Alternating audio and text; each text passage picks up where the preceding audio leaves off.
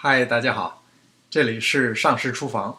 今天我要和大家分享的是一道既简单易学又味道新颖的美食——无水焖鸡腿。说味道新颖，是因为主要的调料是西餐调料。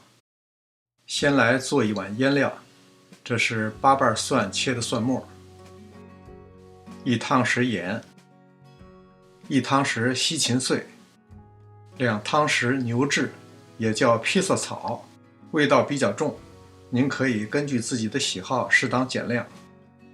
烟熏辣椒粉1汤匙，增色增味但不是很辣。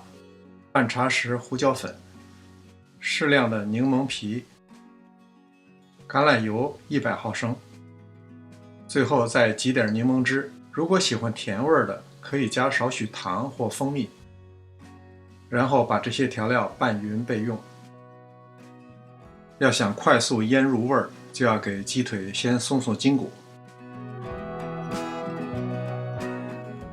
把鸡腿放到调料里蘸匀，腌1个小时。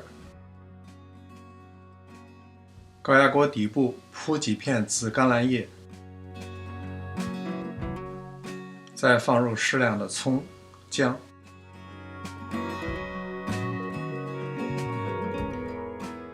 然后把鸡腿均匀地码放在上面，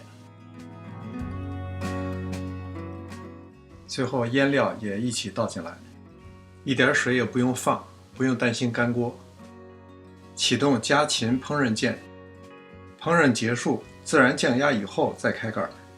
打开锅盖以后，你会闻到浓郁的披萨草的味道。